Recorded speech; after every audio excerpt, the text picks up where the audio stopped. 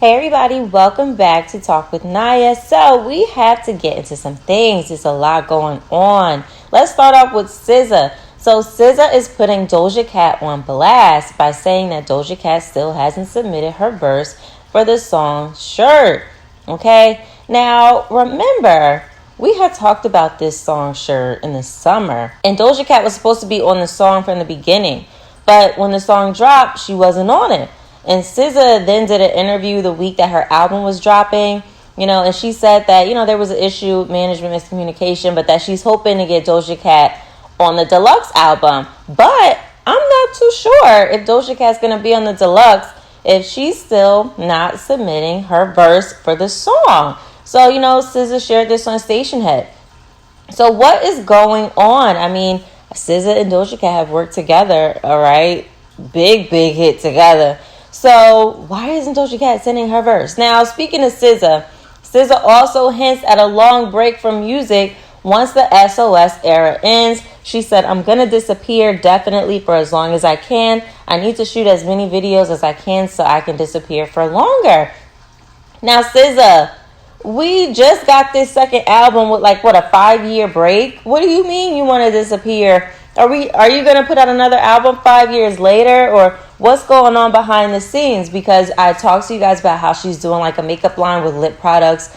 SZA's going to be doing some other stuff. Is she going to pull a Rihanna?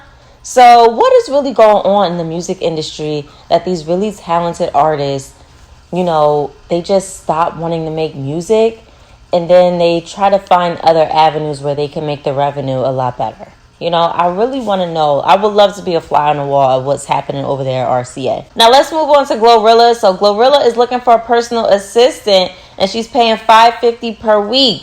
So, she got some backlash over the amount that she's willing to pay, and she had a few things to say about it. Let me play you what she said. Tell you motherfuckers something that's talking about $550 too low. You really need to be $500. Nah, I'm just playing, but for real. First of all, your flights get paid for. Your flights and your travel. If you want to high pay, then pay for your own flights and on your own travel. And see how much them $500 flight tickets be. Bitch, you think I'm finna pay you $1,200 a week and pay? I take flights every day. You think I'm finna pay $500 for you a flight every day plus pay? No, they don't work like that. Anyways, after that, half the shit on that list you don't gotta do for real. It's just, if it come down to it, you might have to do it. But it's literally the easiest shit in the world. You really don't gotta do it, but be with me every day.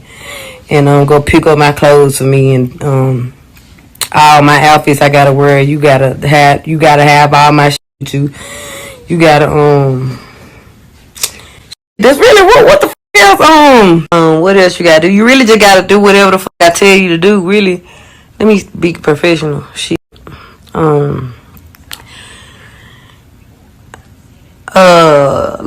If I need, you really my errand runner. If I need you to go to the store, pick up what I need, because I can't go on the store, run all my errands for me. So what do you guys think about that whole situation? Are you going to be applying to be Glorilla's personal assistant? Now let's talk about the Tory Lanez case, because we know that Kelsey had to come back to testify yesterday, and apparently she still wasn't saying much of anything that implicated Tory Lanez as the shooter, all right? So the DDA Kathy Todd was flabbergasted by, Kelsey's flip-flop, especially after granting her use immunity, meaning anything she said on the stand couldn't be used against her. So Todd asked, what happened between September and today? Because she did an interview in September 2022, and it was a totally different story. And Todd asked Kelsey if anyone within the defense team had contacted her, and Kelsey said no. Todd then asked, in September, when you spoke with us, you gave us a lot of detailed statements about what happened, right? Kelsey said, yeah. And Todd said, what happened between September and today that you forgot everything? Kelsey said, I told you what I'm going through, and, talked about the anxiety, the postpartum, and everything like that. So then Todd asked, when you talked to us in September, you were being truthful, weren't you? And Kelsey says, some things, yes. Now then she asked, did you fire the weapon at Megan? Kelsey said no. All right. Then the morning session included some rulings with the judge, in regards to the testimony from the doctor who removed 4 bullet fragments from Megan Thee Stallion's feet All right, and then the beginning of the cross-examination of Kelsey. Now, the judge also said he would allow prosecutors to bring in texts that Kelsey sent Megan the night of the shooting that read, "Should I get a scan at urgent care? My chest is hurting, my left side, back, neck hurt, but that's from the fighting and him dragging me out of the car by my hair." Now, defense tried to exclude it, calling it late discovery, but prosecutors said it was critical considering Kelsey has, disavowed her September statement that Tory assaulted her and pulled her hair. Now, Dr. Lee Hirano, who's the chief resident of orthopedic surgery at Cedars-Sinai, walked jurors through x-rays showing the wounds to Megan's feet. He said they identified 4 metallic bullet fragments embedded in her feet, and they removed what they could during emergency surgery that night. Okay? The defense attorney also asked Kelsey about lyrics that she used in a diss track towards Megan Thee Stallion, where she says, "I'm taking shots at you, I'm busting at you." And Kelsey replied, "Those are just rap lyrics." Okay? And they basically tried to see if she was confessing in that song. The defense attorney also asked Kelsey, "Did you hear the words Dance B being said by Tory Lanez?"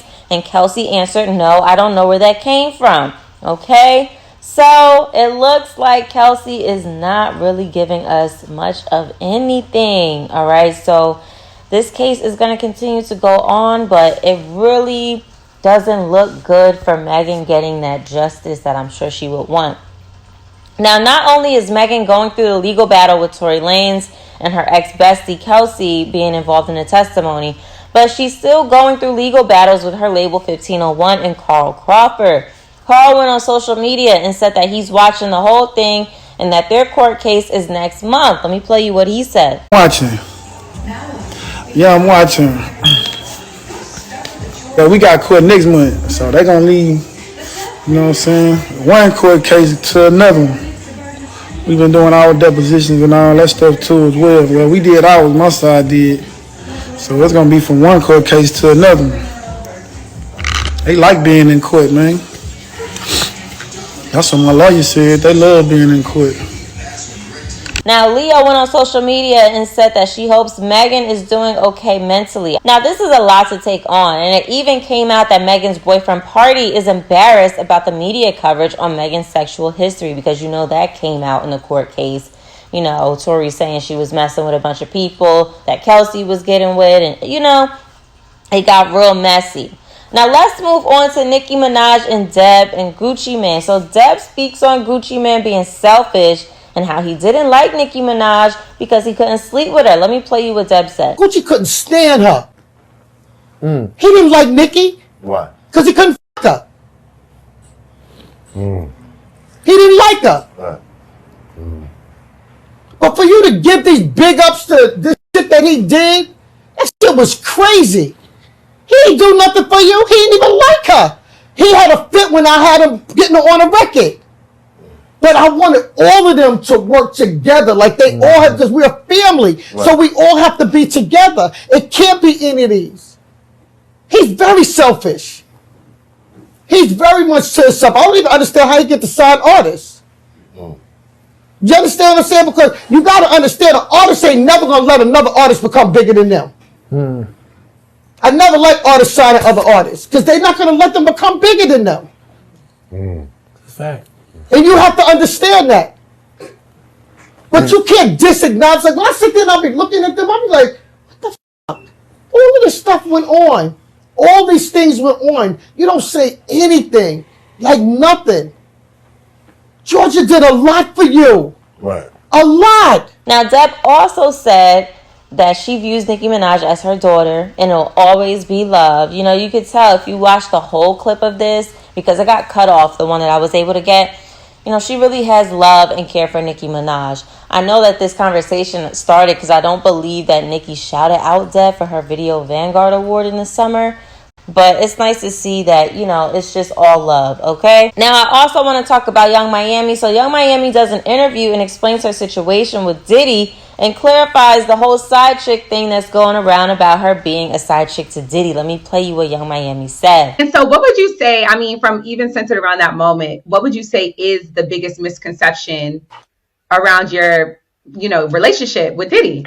there are people who think that I'm like a side chick and he just do whatever he want and I'm just heads over heels. No, it go both ways.